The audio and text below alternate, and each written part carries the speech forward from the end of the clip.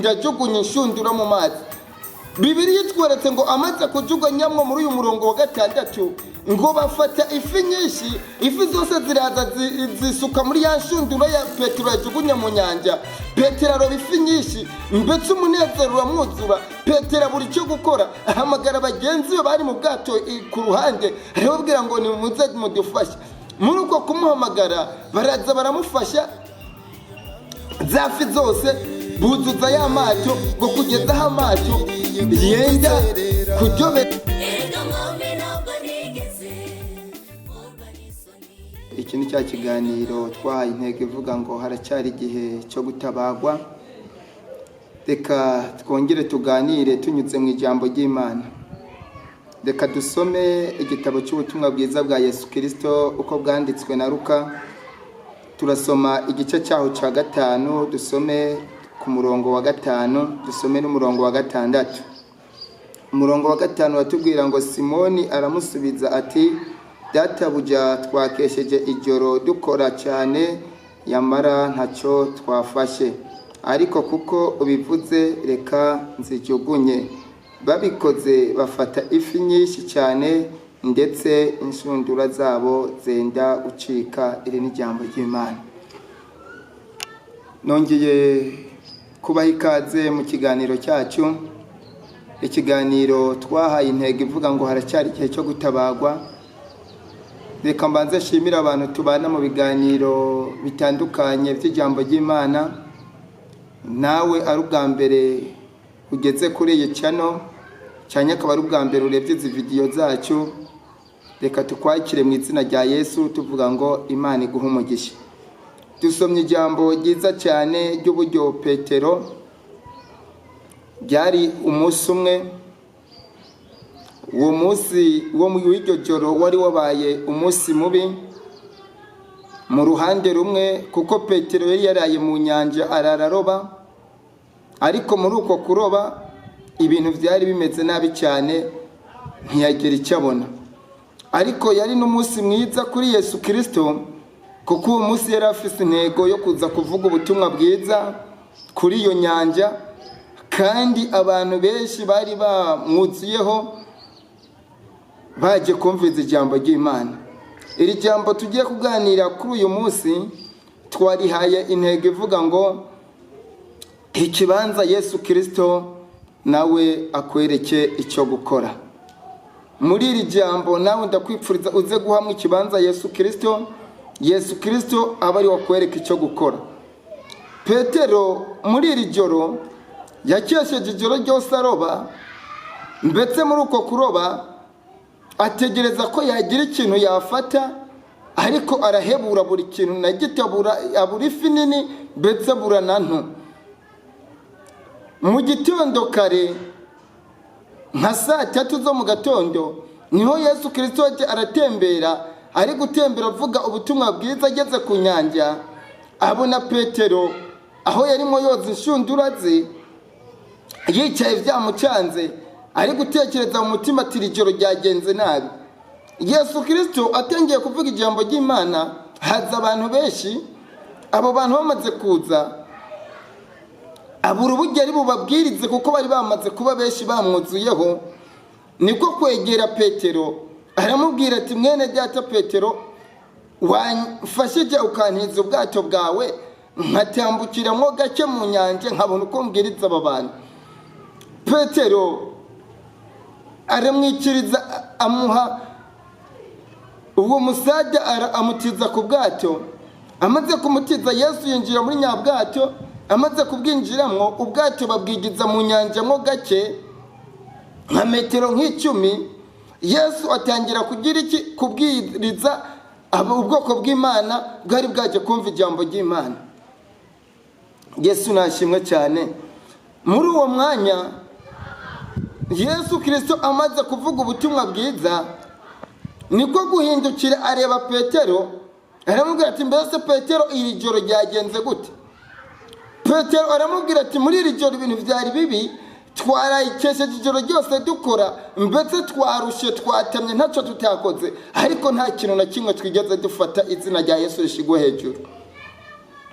Yesu amurebye aravuga ati mbese uyu muntu yatanze umusade wo kugira ngo mbashe kuvuga ijambo ry'Imana akantiza ubwato bwo atakiguzi anciye, ni kihe kiguzi namuha kugira yishime amenye ko uyu munsi yahuye n'umwami w'abantu? Aramubwira ati Petero, igize ubwato imbere mu nyanja, uterere inshundura zawe mu mazi, uri bugire icyo ubona. Petero ntiyashyira umutima ku ijambo Yesu avuze, ahubwo ashyira umutima ku gahinda n'umubabaro yari afite. Atangira kwisobanura abwira Yesu, terega mwami, ibyo urimo uravuga turose turabyumva, ariko twakesheje ijoro ryose ntacyo twabonye, kandi ntako tutageze turabahanga mu byo kuroba, ariko twarobye dufata ubusa. Ariko agatima kagaruka muri Petero, aravuga ati ariko kubw'ijambo ryawe uvuze ndajugunya inshundura mu mazi. Bibiliya itweretse ngo amaze kujugunyamwo muri uyu murongo wa 6 ngo bafata ifi nyinshi, ifi zose ziraza zisuka muri ya nshundura ya Petero yajugunya mu nyanja. Petero aroba ifi nyinshi, mbetse umunezero uramwuzura. Petero buri cyo gukora, ahamagara bagenzi be bari mu bwato ku ruhande, arababwira ngo nimuze mudufashe. Muri uko kumuhamagara baraza baramufasha, za fi zose buzuza ya mato, ngo kugeza aho amato yenda kujyobera mu nyanja kubw'uburemere bw'amafi yari yikoreye. Yesu nashimwe cyane. Ikintu iri jambo ririmo riratwereka, turi mu ijambo ry'intego ivuga ngo ikibanza Yesu Kristo nawe arakwereka icyo gukora. Petero yiyakesheje ijoro ryose ata kintu ari yawufashe, ariko kuko yahaye ikibanza Yesu Kristo, amuha ikibanza mu bwato bwiwe kugira ngo ijambo ry'Imana ritere imbere. Muri uwo mwanya Petero ahita abona amahirwe yo kubona icyerekezo cy'uburyo yabasha kubona ifi izo yabuze muri rya joro ryose. Nawe binyuze muri iri jambo njya kwipfuriza kuri uyu munsi w'ikibanza Yesu Kristo. Birashoboka ko bari mu bintu byinshi wagendeyemo, ivyo bintu bigatuma Yesu Kristo apfa mu mutima wawe, mbetse mu bintu byawe ukora kabivamo. Ariko uyu munsi ndakwipfuriza ikibanza Yesu Kristo kugira Yesu Kristo aze mu byawe akwereke icyerekezo. Wewe ubwawe ntaho wakwigeza udafite Yesu Kristo ntacyo wageraho, ariko ufite Yesu Kristo ukamuha ikibanza muri wowe, afite icyo yakora. Turi mu ijambo rivuga ngo ikibanza Yesu Kristo nawe arakwereka icyo gukora. Numuha ikibanza Yesu Kristo ukamuha ikibanza mu kazi kawe, Yesu Kristo kubera igisubizo akwereka icyo gukora mu kazi kawe. Birashoboka ko ukora akazi kawe bivyanka, waba ugiye guhinga ugahinga ukarumbisha, abandi bakeza muri iyi season runaka, nawe ukavuga ngo mu y'ubutaha nzahinga, waje guhinga imvura ikabura ukarumbya ugakomeza uri mu bibazo. Ariko uyu munsi ndakubwira ngo ikibanza Yesu Kristo muri wowe akwereka icyo gukora. Haleluya. Izina ry'umwami wacu Yesu Kristo rishigwe hejuru. Birashoboka ko wagiye gusaba akazi, ugenda udepoza dosiye yawe, abandi babona akazi ariko urakabura, kandi uri umuhanga ufite amashuri menshi, wizi ivyo barimo bagutangamo akazi waravyize urisobanukiwe. Ariko kuri uyu munsi nubwo wagiye ukaroba ukajugunya inshundura mu nyanja ijoro ryose ukabura, ndakubwira ngo ikibanza Yesu Kristo akwereka icyo gukora. Ikibanza Yesu Kristo muri ako kazi kawe wagiye gusaba ukakabura, umubwire uyu munsi uti Yesu Kristo namenye ko ari wowe utanga icyerekezo, abaraye baroba bakabura bagafata ubusa, ni wowe ubasha kubereka aho bajugunya ifi zikaboneka. Ubwire Yesu Kristo uti ndaguhaye ikibanza, nyereka aho njugunya dosiye yanjye akazi kaboneke. Izina ry'umwami wacu Yesu Kristo nirishigwe hejuru cyane. Birashoboka ko wabuze uruvyaro ugashakisha uruvyaro ukajya mu miti bikanka, mbese wagiye mu bapfumu biranka, ujya mu masengesho biranka, witabaza inshuti biranka, witabaza bakugira inama biranka, ujya mu baganga biranka. Ariko ndakubwira kuri uyu munsi ikibanza Yesu Kristo, umubwire ngo byose naragerageje biranka, nacyashaje ijoro nsenga biranka, niriza amanwa nkora biranka, ariko uyu munsi nguhaye ikibanza unyereke icyo gukora.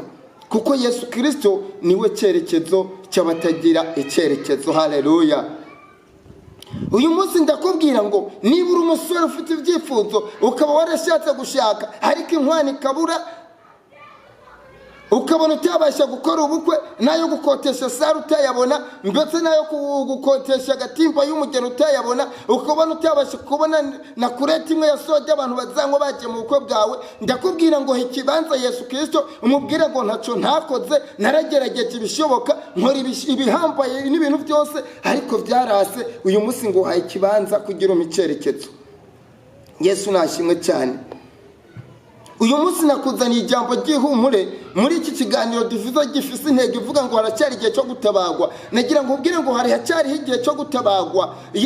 Ntibiragera kure cyane aho Yesu atabasha kubigarura, ntibiragera kure cyane aho Yesu atabasha kukurengera kuba ugihumeka. Icyo ni ikimenyetso kigaragaza ko Yesu Kristo gifise ububasha bwo kukurengera. Niyo mpamvu ndakubwira kuri uyu mwanya, wowe turi kumwe muri iki kiganiro, urimo urakurikirana rino jambo isaha yose, wari urimo urakurikirana kino kiganiro, niba uryamye cyangwa niba wicaye, niba uri mu kazi, niba uri mu modoka urimo uragenda, ukaba urimo urumviriza kino kiganiro, ndakubwira ngo ikibanza Yesu Kristo ntibiragera kure hatabasha kubigarura. Haracyari igihe cyo gutabagwa. Mu ikibanza akwereke icyerekezo, akwereke cyo gukora, akubera inyishu, akubera igisubizo, akubwira ngo warashakishije iburyo n'ibumoso biranka, ariko uyu munsi kubw'ijambo ryanje ndakubwiye ngo jugunya inshunduraha n'ifi ziri buboneke. Haleluya. Ibintu byose birashoboka muri Yesu Kristo. Imana ibaha umugisha cyane. Mwebwe turi kumwe muri kino kiganiro, ndabikwipfurije kuri uyu munsi. Imana ikugirire neza kandi kwiteho. Reka dusenge Imana, dusengere buri muntu wese yarovye biranka, ugakesha ijoro ushakisha bikanka. Uyu munsi tubwire Yesu Kristo ngo tuguhaye ikibanza, abari butubera icyerekezo. Data buja mu izina rya Yesu Kristo, uri Imana urakomeye uruhambaye, turagushimye. Reka ugenderere uyu mukobwa yabuze umugabo, yarashakishije biranka, umubera icyerekezo, umwereke icyo yakora umugabo akaboneka. Reka ugenderere uyu mama yabuze umwana, yarashakishije biranka, ngwino umubera icyerekezo, umubwire ngo kora iki n'iki birashoboka. Ngwino ugenderere uyu muntu yashakishije akazi bikanka, ngwino ugenderere uyu muhinzi yashakishije agahinga ariko akarumbisha bikanka, ngwino ugenderere uyu muntu ari mu bukene yabuze icyo gukora n'icyo kureka, ngwino ugenderere uyu muntu ari mu bitaro ari mu bugwayi, uyu muntu bavuye bikanka bagakoresha imiti igikomeye n'iyoroheje bikanka. Ngwino umugenderere umubere icyerekezo, umubwire ngo nyuterere inshunduro yawe ahantu ubugwayi bwawe burakira. Niwe gisubizo cy'abakwiringiye, kandi uri byose kuba kwiringira. Byose tubisenze tubishima ni kubwawe Yesu Kristo. Amen.